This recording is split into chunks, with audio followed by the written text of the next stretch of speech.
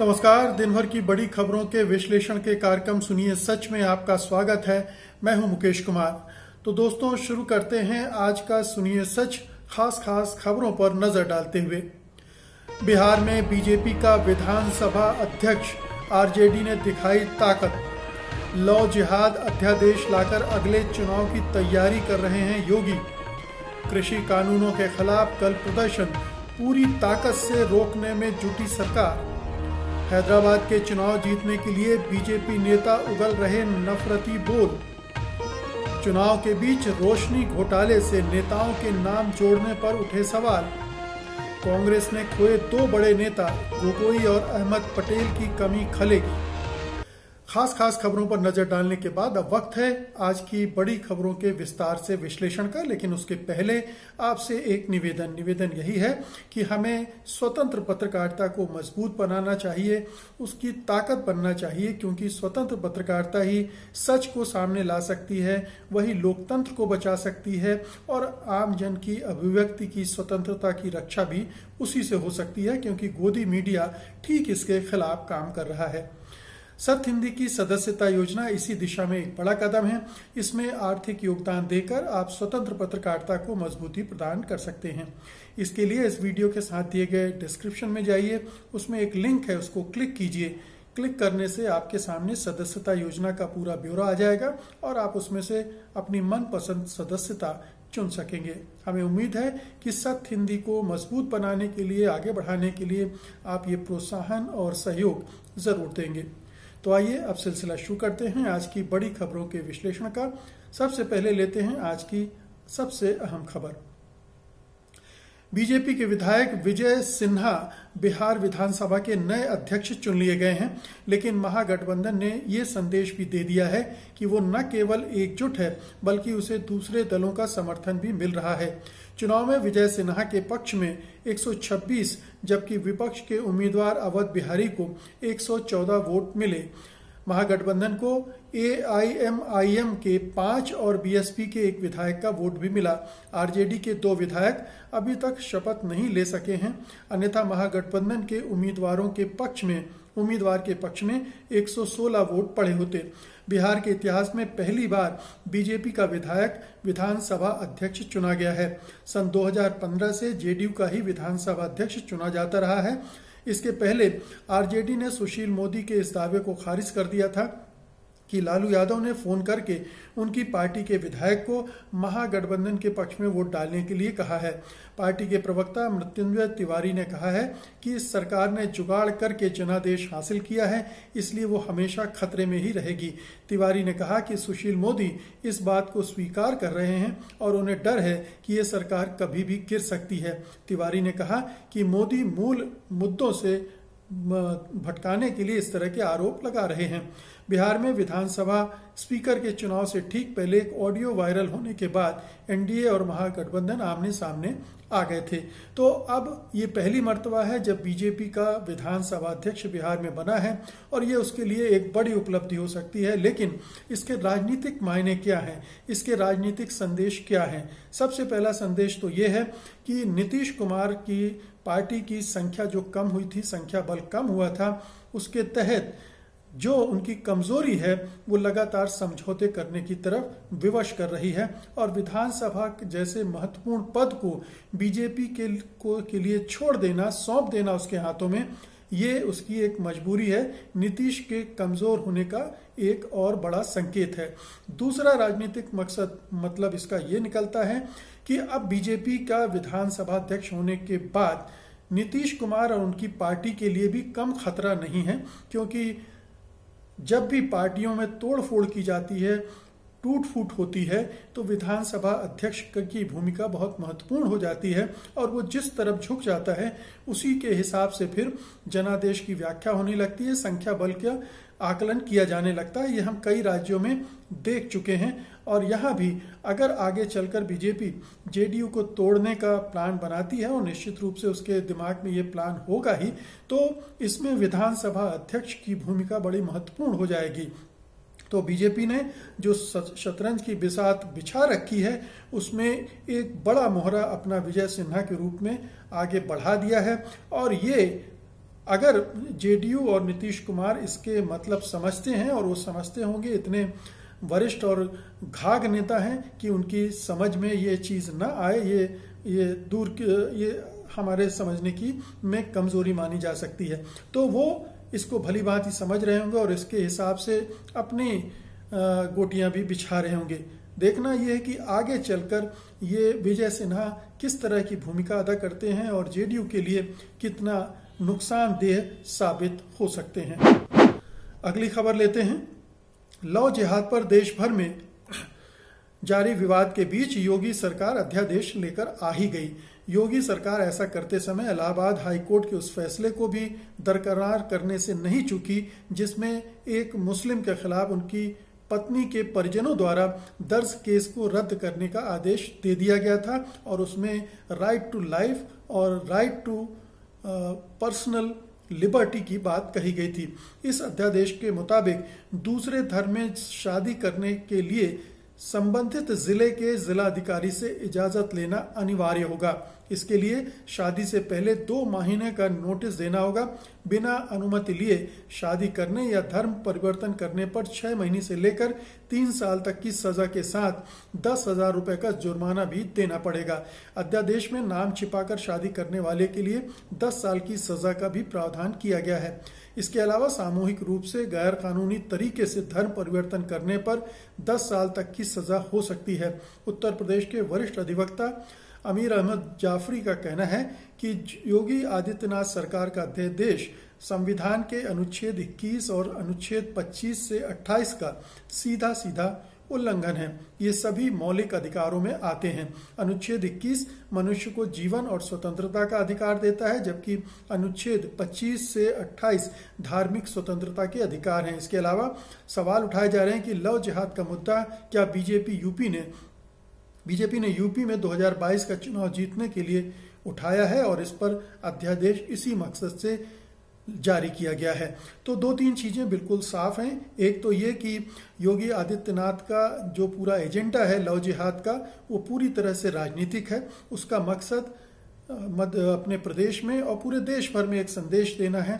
हिंदुओं और मुसलमानों के बीच एक विभाजन रेखा जो खिंचती चली जा रही है उसको और पुख्ता करना है, ध्रुवीकरण करना है। धर्म के नाम पर हिंदुओं को डराना है कि धर्मांतरण हो रहा है, उनकी बहन बेटियों को फुसलाकर मुसलमान बनाया जा रहा है, उनसे शादियां की जा रही हैं। तो हिंदुओं के मन में डर बैठाना है, और एक जो पितृसत्तात्मक सोच है कि अपनी लड़कियों को काबू में रखो, अपनी महिलाओं को, स्त्रियों पर अपना नियंत्रण रखो, वो अपनी मर्जी से जी ना पाए, अपनी मर्जी से अपना साथी न चुन पाए, अपने मर्जी से कोई निर्णय न ले। तो एक जो मनुवादी सोच है वो इसके पीछे वो भी काम कर रहा है।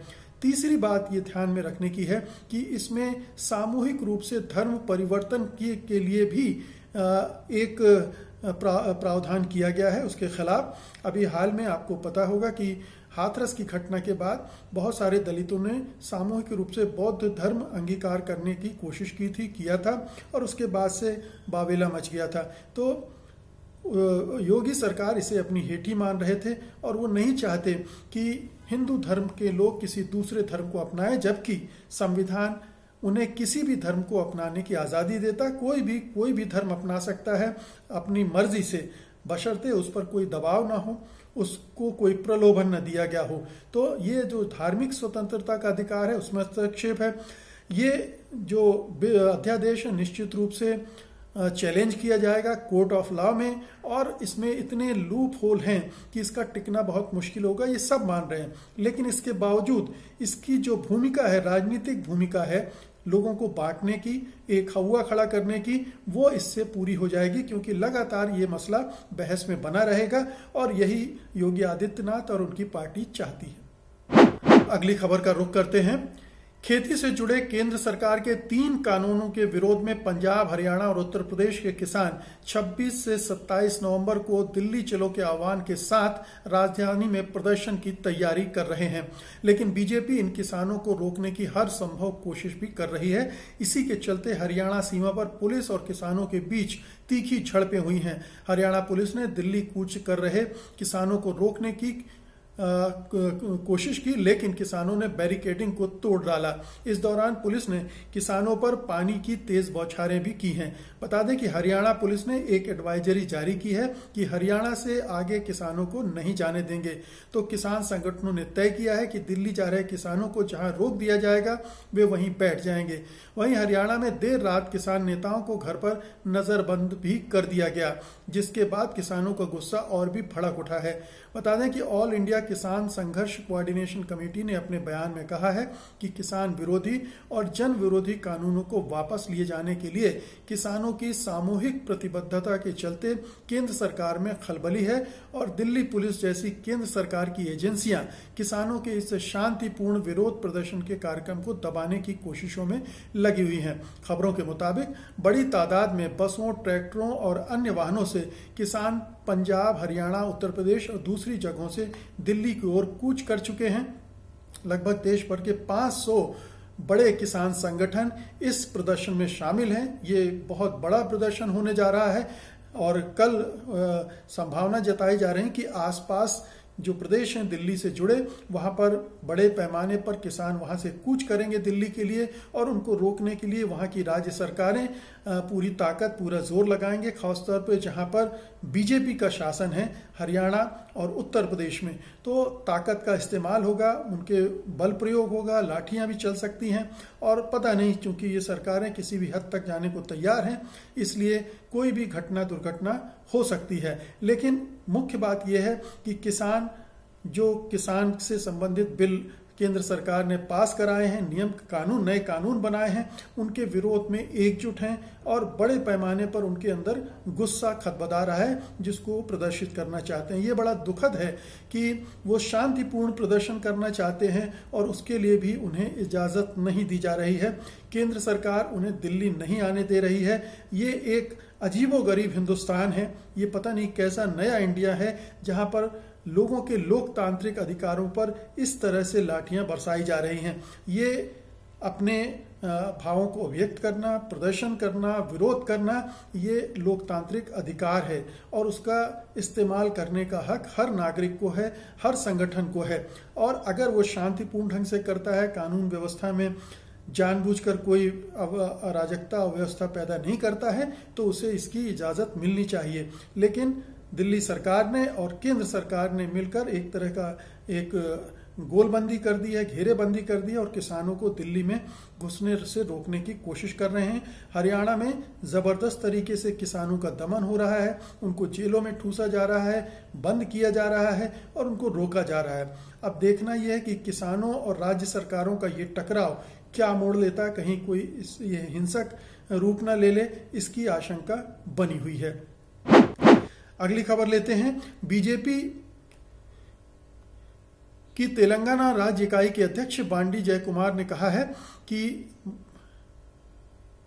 अगली खबर लेते हैं। बीजेपी की तेलंगाना राज्य इकाई के अध्यक्ष बांडी संजय कुमार ने कहा है कि बीजेपी के चुनाव जीतने और उसके नेता के मेयर बनने के बाद वो पाकिस्तान समर्थक तत्वों और रोहिंग्याओं को भगाने के लिए पुराने शहर पर सर्जिकल स्ट्राइक करेंगे। उनके बयान के बाद बवाल हो गया है।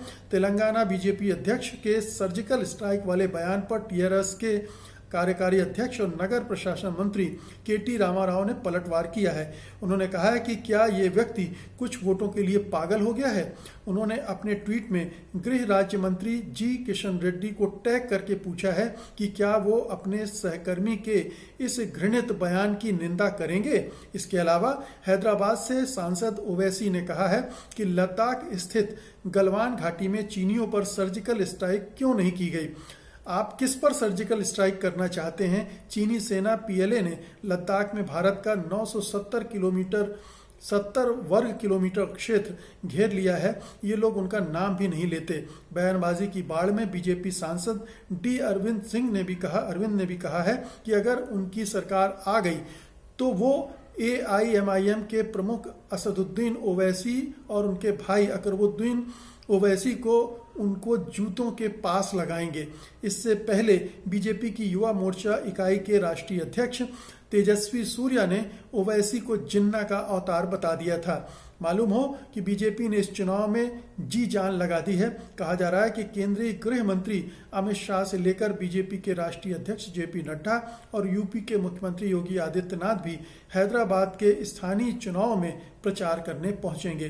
तो ये तो किसी भी राजनीतिक दल का हक बनता है कि वो चुनाव लड़े, चुनाव जीतने के लिए हर संभव प्रयास करे, लेकिन कुछ मर्यादाएं होती हैं, कुछ आचरण संहिता होती है, उसका पालन करना चाहिए। लेकिन बीजेपी इस अभियान में जिस तरह से पागल हो गई है और जिस तरह के जहरीले कटुतापूर्ण बयान दे रहे हैं उसके नेता, ये बहुत ही खतरनाक संकेत है कि हैदराबाद के स्थानीय निकायों के चुनाव को जीतने के लिए एक तो बीजेपी राष्ट्रीय स्तर से नेताओं को भेज रही है, वो इस चुनाव को इतना गरम बना देना चाहती है, इतना विभाजनकारी बना देना चाहती है कि ऐसा लगता है कि ये उसकी जो ध्रुवीकरण की राजनीति है उसके निशाने पर है हैदराबाद। और हैदराबाद में हम सब जानते हैं कि मुसलमानों की ठीक ठाक आबादी है और एक इलाका है पुराना इलाहाबाद जहाँ पर उनकी आबादी अच्छी खासी है, और ये सर्जिकल स्ट्राइक की बात भी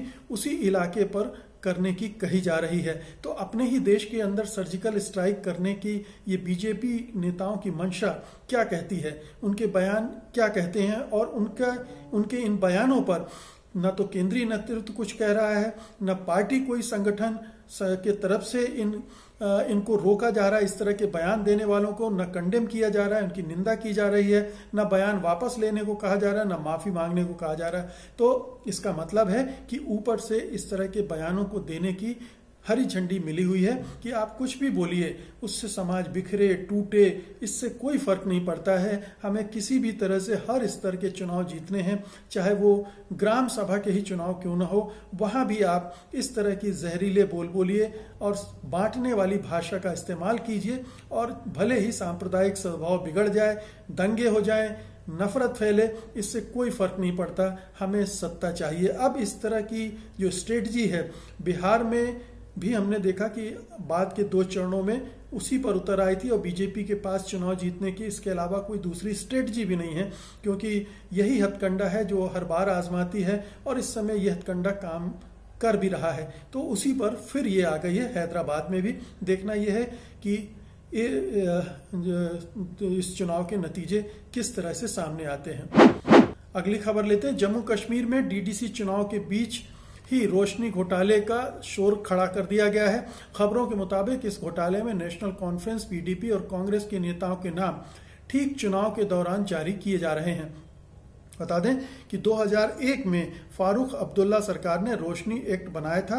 एक्ट का उद्देश्य ये बताया गया था कि राज्य सरकार की जमीनों पर जिन लोगों का अवैध कब्जा है उनसे इसे वापस लेकर नियमित किया जाएगा, या जिन लोगों के पास ऐसी जमीनें हैं उन्हें तय राशि अदा करने के बाद इसके वैध अधिकार दिए जाएंगे। इससे मिलने वाले पैसे से राज्य में बिजली के लिए बिजली परियोजनाएं लगाने की बात कही गई थी। इस एक्ट के तहत पूरी घाटी में बड़े पैमाने पर जमीनों की खरीद फरोख्त का काम हुआ था। इसके बाद 2 और सरकारें आई थी, जिसमें एक में पीडीपी की मुख्यमंत्री थी महबूबा मुफ्ती और दूसरे में गुलाम नबी आज़ाद कांग्रेस की थी। उन्होंने भी इस कानून की मियाद को आगे बढ़ाया था। आरोप है कि राज्य सरकारों ने अपनी पसंद के बड़े नौकरशाहों, राजनेताओं और पुलिस अफसरों को जमीनें दी। वहीं जम्मू कश्मीर हाईकोर्ट ने अक्टूबर महीने में रोशनी एक्ट को अवैध और गैर कानूनी घोषित किया था, और इस एक्ट के तहत बेची गई जमीनों की जांच सीबीआई को करने के आदेश दिए थे। सीबीआई इस मामले में 4 केस भी दर्ज कर चुकी है। द वायर के मुताबिक पुलवामा के रहने वाले एक शख्स का कहना है कि सरकार के कहने पर उसने जमीन खरीदने के लिए आवेदन किया और पैसे भी चुकाए, लेकिन अब 20 साल बाद उन्होंने मेहनत की कमाई से इस पर घर बना लिया है, तो सरकार उनका घर कैसे गिरा सकती है और उन्हें बेघर कैसे कर सकती है।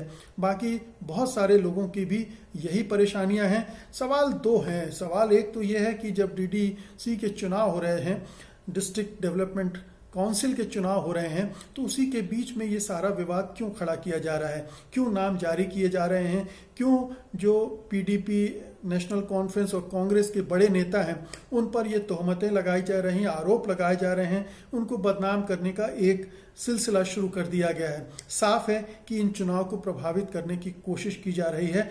बीजेपी बौखलाई हुई है, घबराई हुई है, क्योंकि गुपकर अलायंस ने जिस तरह से आपस में एकजुट होकर ये चुनाव लड़ रहे हैं, उससे उसकी उम्मीद पर पानी फिर गया है। वो सोच रही थी कि ये पार्टियां चुनाव नहीं लड़ेंगी और वो पूरे चुनाव पर, पूरे जो डिस्ट्रिक्ट काउंसिल हैं उन पर कब्जा करके बैठ जाएगी और वहां की राजनीति में अपना दखल बढ़ाएगी। लेकिन वो हो नहीं पा रहा है, तो उसको कैसे उल्टा जाए, उसके लिए तरह तरह के हथकंडे आजमाए जा रहे हैं। दूसरी बात यह है कि अगर इसमें कोई हेर फेर हुआ है, किसी ने गड़बड़ की है, तो उसकी जांच कायदे से हो और उसकी जांच के बाद अगर कोई जिम्मेदार पाया जाता है, दोषी पाया जाता है, तो उसे अदालती प्रक्रिया के तहत सजा भी मिलेगी।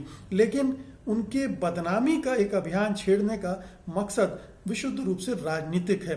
फिर सीबीआई, आप जानते ही हैं कि सीबीआई एक पालतू कुत्ता है या पिंजरे में बंद तोता है, जो कि केंद्र सरकार की भाषा में बात करता है।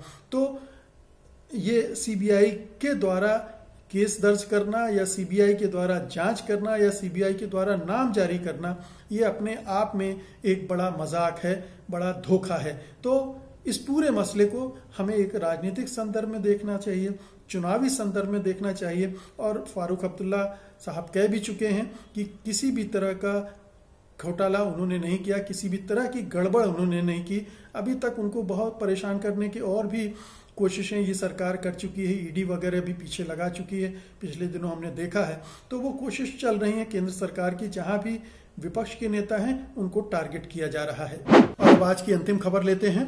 कांग्रेस ने पिछले 2 दिनों में अपने 2 कद्दावर नेताओं को खो दिया है।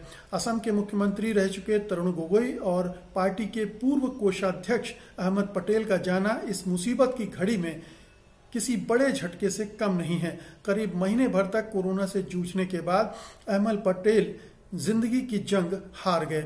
उनके निधन की खबर से न सिर्फ कांग्रेस बल्कि पूरी भारतीय राजनीति और मीडिया में भी दुख का माहौल है। 2014 में सत्ता से बाहर होने के बाद से लगातार संकटों से जूझ रही कांग्रेस के सामने अब बड़ा संकट पैदा हो गया है। पार्टी में सबकी जुबान पर एक ही सवाल है, पार्टी के संकट मोचक की जगह कैसे भरी जाएगी। पिछले 2 दशक गवाह हैं कि जब जब कांग्रेस किसी बड़े संकट में फंसी है तो उसे संकट से बाहर निकालने में अहमद पटेल ने अहम भूमिका निभाई है। खतरा चाहे बाहर से हो या पार्टी के अंदर से, अहमद पटेल के पास संकट के हर ताले की चाबी रही है। बता दें कि 2017 में अहमद पटेल को उनका राज्यसभा चुनाव हराने के लिए नरेंद्र मोदी और अमित शाह ने एड़ी चोटी का जोर लगा दिया था। कांग्रेस के कई विधायकों को खरीदा गया था, उनके इस्तीफे कराए गए थे, इनकम टैक्स के छापे डलवाए गए थे, लेकिन सारी ताकत झोंकने के बावजूद अहमद पटेल चुनाव जीतने में कामयाब रहे थे। मोदी शाह की जोड़ी को मुंह की खानी पड़ी थी। ये एक ऐसा चुनाव था जिसमें पटेल ने साबित कर दिया था कि अगर कांग्रेस चुनाव को गंभीरता से ले तो वो जीत सकती है। तरुण गोगोई भी लंबे समय तक असम में कांग्रेस का झंडा फहराते रहे, वो केंद्र में भी मंत्री रहे। उम्मीद थी कि वे अगले साल होने वाले चुनाव में पार्टी को फिर से सत्ता में वापस लाने में मदद करेंगे, मगर उन्हें भी कोरोना ने ली लिया। तरुण गोगोई काफी कद्दावर नेता थे और उनके नेतृत्व की एक अपनी विशेष शैली थी। वो असम के लिए एक अभिभावक की तरह भी हो गए थे, काफी वरिष्ठ हो गए थे, इसलिए उनका सम्मान भी तमाम दलों में होता था। तो अहमद पटेल का जाना और तरुण गोगोई का जाना 2 अलग अलग संदर्भों में अलग मायने रखता है। अहमद पटेल चूंकि सोनिया गांधी के प्रमुख राजनीतिक सलाहकार भी थे और लगातार अरसे से सलाहकार थे और उन पर काफी निर्भरता थी सोनिया गांधी की, तो वो निश्चित रूप से इस नुकसान से आहत हैं, जैसा कि उनका बयान भी आया है। और ये उनके लिए बहुत बड़ी क्षति है, क्योंकि इस क्रूशियल समय में, इस समय जबकि तमाम तरह की चुनौतियों से जूझ रही है पार्टी, उसमें ऐसे अहमद पटेल जैसे नेताओं का होना बहुत जरूरी था। उसी तरह से तरुण गोगोई की जरूरत असम कांग्रेस को बहुत थी, क्योंकि वहां भी एक नई चुनौती का सामना कांग्रेस कर रही है और वो चुनौती बीजेपी की जो विभाजनकारी राजनीति है, सांप्रदायिक राजनीति है, उससे लड़ना है। तो ये 2 तरह की चुनौतियों में 2 कद्दावर नेताओं को जाना कांग्रेस के लिए बहुत ही नुकसानदेह है, दुखद है। तो दोस्तों, ये थी आज की प्रमुख खबरें और उम्मीद है कि आप इसे पसंद करेंगे। इस वीडियो को लाइक करेंगे, शेयर करेंगे और जिन्होंने अभी तक सत्यहिंदी.com को सब्सक्राइब नहीं किया वो इसे सब्सक्राइब भी करेंगे। दीजिए, कल मैं फिर हाजिर होऊंगा कल की प्रमुख खबरों के साथ, उनके विश्लेषण के लिए। तब तक के लिए नमस्कार। सत्य हिंदी के और वीडियोस को देखने के लिए हमारे YouTube चैनल को सब्सक्राइब करें और सीधे नोटिफिकेशन पाने के लिए बेल आइकन दबाएं।